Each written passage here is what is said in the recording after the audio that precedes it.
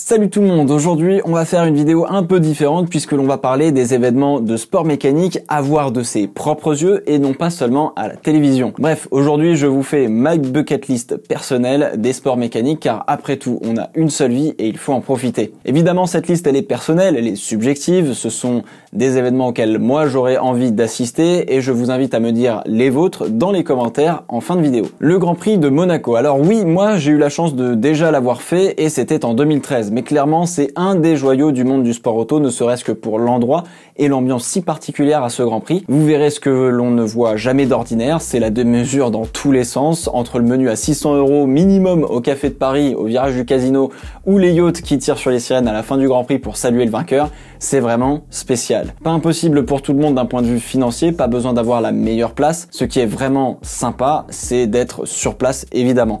Maintenant, vivre le Grand Prix depuis un balcon, c'est tout autant surréaliste comme expérience. L'Indy 500, alors là clairement c'est un de mes rêves les plus chers. Je vous parle rarement d'IndyCar, mais quand j'étais petit, j'ai été bercé par la voix de Pat et Phil sur AB Moteur, que ce soit pour la NASCAR ou l'IRL à l'époque. Les 500 miles c'est mythique, peu importe l'année, l'ambiance doit être incroyable en tribune, mais aussi dans la ville pendant une semaine avant la compétition. C'est pas tous les jours qu'on voit des bolides filer à 360 km/h en rasant les murs.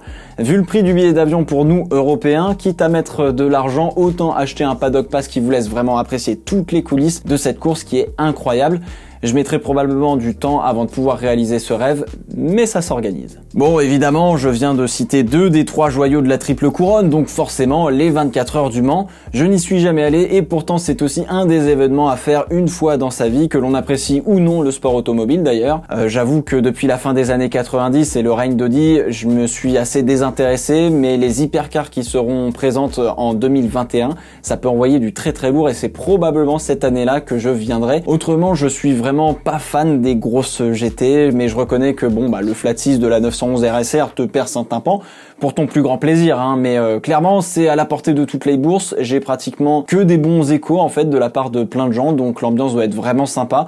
Dommage que les départs façon Le Mans soient un peu dangereux, c'était quelque chose à l'époque. Le Grand Prix de Pau est une course qu'il faut impérativement voir de ses propres yeux, et je dis ça en particulier si vous avez des enfants et une famille. C'est là-bas que j'ai vu ma première course de voiture en 2002. Le circuit est en ville, plutôt difficile, avec chaque année des plateaux assez intéressants.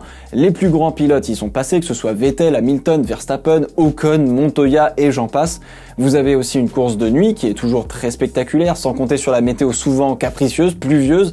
Bref, couvrez-vous, mais ça vaut le détour. Vous êtes facilement dans le paddock et vraiment très proche des voitures et des équipes, et pour découvrir le sport automobile, c'est LE Grand Prix auquel il faut aller. Une course de MotoGP est aussi sur ma liste, le Grand Prix de France de MotoGP, par défaut je dirais par exemple.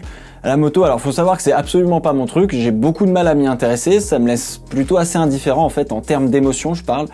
J'ai jamais été passionné par la moto d'une façon ou d'une autre. En revanche j'ai un profond respect pour les motards et j'admire beaucoup tous ces pilotes. Cela reste hyper impressionnant quand même. Encore une fois, je pense que c'est un événement qu'il faut aller voir au moins une fois dans sa vie. Être sur place, ça doit être vraiment le feu, sans compter les formules de promotion avec la Moto 2 et la Moto 3. Bref, c'est un univers assez particulier et qui doit pas laisser indifférent finalement lorsqu'on est plongé dedans dans le réel et pas dans sa télévision. Et oui, on va vous faire une collab avec NPich. Ça va arriver, on va s'organiser. Un peu dans la continuité du MotoGP, parce que c'est toujours sur deux roues, et là, pour le coup, ça me laisse carrément moins indifférent, c'est le Tourist Trophy. Alors, je pars du principe que c'est plus de la moto, les gars se lancent à 300 km/h sur des routes de campagne sur l'île de Man, c'est tout simplement ce que tout le monde appellerait du suicide, mais pour le coup, c'est encore une fois quelque chose que j'ai envie de voir en vrai. Il y a beaucoup de risques pour les pilotes, mais aussi pour les spectateurs. Si vous allez là-bas, clairement, il faut accepter la probabilité très forte qu'un pilote se tue, mais avec tous ces risques pris, l'émotion est encore plus décuplée finalement par rapport à n'importe quel autre événement. Ce sont les gladiateurs des temps modernes, les vrais, qui flirtent avec la mort à chaque instant. Financièrement, il faut un petit peu économiser, principalement pour le déplacement, le voyage. Autrement, cela reste assez facile d'accès. Attention à se placer correctement, toujours avec un maximum de sécurité. Là, vous mettez aussi votre propre vie en danger en tant que spectateur. Beaucoup moins dangereux, mais avec toujours beaucoup d'émotions. Un Grand Prix historique, tout simplement, que ce soit celui de Monaco, de Pau ou un autre. Je dirais que cela dépend essentiellement du programme qu'il y a. Le Grand Prix de France historique est pas mal. Vous allez voir des vieilles voitures de course, des monoplaces, des GT, bref. C'est des voitures qui font vraiment du bruit, pas comme celles que l'on a aujourd'hui. Et puis à vous de regarder attentivement si vous voyez des GT des années 90-2000, ce sont celles qui vous déboîtent le plus les tympans avec les F1 de la même époque, c'est clairement un plus. Le billet doit vraiment pas être très cher et je dirais qu'il faut impérativement y aller avec un sexagénaire minimum, j'ai envie de vous dire. Donc votre grand-père ou votre grand-oncle ou votre tonton, bref, quelqu'un qui puisse s'y connaître un peu pour vous emmener dans l'univers de l'histoire de la course automobile. En parlant d'historique, un événement indispensable à cocher sur la liste, c'est le Goodwood Festival of Speed, événement absolument british par excellence. On y voit toutes, mais alors vraiment toutes les vraies voitures de course qui ont toutes roulé, on va dire les vrais châssis et tout. Les F1 sont évidemment de loin les plus impressionnantes pour ma part, mais on voit toutes les vraies voitures de course avec des pilotes dans tous les sens. Bref, vous allez voir. La montée de la colline n'est pas à confondre avec le circuit. La montée, en fait, elle sert de démonstration essentiellement. Et je trouve que c'est à ce moment-là qui est en fait le plus magique. On voit des voitures de très près et la diversité incroyable des bolides que vous allez voir sous les tentes ou sur la petite route est tout simplement exclusive à cet endroit. Jamais vous allez voir des voitures dans tous les sens sur n'importe quel autre événement. Il y a bien évidemment une course historique sur le circuit à côté, mais ça c'est une autre histoire. Financièrement parlant, c'est pas impossible. Maintenant, il faut aussi un petit peu économiser pour s'y rendre, voilà, essentiellement pour le déplacement et l'hébergement. Bon, on parlait de speed à l'instant. L'autre événement majeur aux États-Unis, c'est le Daytona 500. Même si la NASCAR a perdu un petit peu de sa superbe depuis quelques années, les 500 miles de Daytona, c'est clairement un des événements qu'il faut aller voir une fois dans sa vie.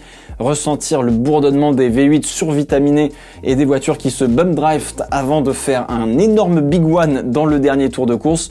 Ouais. Maintenant, si vous ne connaissez rien à la NASCAR, je vous conseille évidemment de vous renseigner un minimum avant de partir parce que sinon vous allez trouver le temps vraiment long. L'ambiance doit pas être aussi folle que je me laisse à le penser. J'irai presque aussi à Bristol par exemple. Dans tous les cas, vu le prix du billet d'avion, autant prendre aussi un badge All Access pour faire les choses bien. Vous êtes à côté de l'océan, mais il fera un petit peu frisqué vu que ça tombe en début d'année généralement. Il fera aussi un peu frisqué lors de la montée du col du Turini par exemple. Et oui, bien évidemment, j'oublie pas le WRC et cette épreuve mythique, pas très loin de chez nous, qui est le Monte Carlo. Alors je pense que c'est essentiellement pour l'ambiance plus que pour la compétition pure et dure, mais ça vaut le coup d'y passer et même de faire par exemple le col à plus faible allure évidemment en voiture quelques jours avant par exemple. Le rallye a toujours quelque chose de spécial, il faut pour le coup bien choisir son emplacement pour pouvoir voir les voitures passer le plus longtemps possible entre guillemets et que ce soit impressionnant. Donc si vous faites le Turini, faites l'entièreté du Monte Carlo. Je pense que le Tour de Corse est une bonne alternative pour les grands frileux comme moi par exemple. Et sans m'en rendre compte, je viens de vous faire un top 10. Il y a forcément quelques autres événements qui me viennent en tête, comme le Grand Prix de Monza en Italie avec la ferveur des tifosi, mais les dias en font tellement que du coup j'ai peur d'être un petit peu déçu, et c'est vraiment cette peur-là. Mais bon, si j'ai l'occasion d'y aller, j'irai, faut pas être fou. Pikes Peak aussi est un événement intéressant, mais depuis qu'ils ont tout asphalté, je trouve que ça a un peu perdu de son charme. Puis bon, pas sûr qu'on y voit beaucoup de choses en tant que spectateur et ça fait un petit peu loin pour le déplacement. Je suis donc un petit peu sur la réserve. Et enfin, vous avez des événements de plus petites envergures. Vous avez du GT4 qui est vraiment sympa à suivre, tout comme le rallycross, que ce soit le WRX ou de l'amateur. La passion transpire dans ces disciplines. Les 24 heures de Spa en Blancpain GT3 avec une atmosphère bien belge et très sympathique, c'est aussi à faire si jamais vous en avez l'occasion. Je l'ai fait l'année dernière et je ne suis clairement pas déçu puisque on a bu de la bière.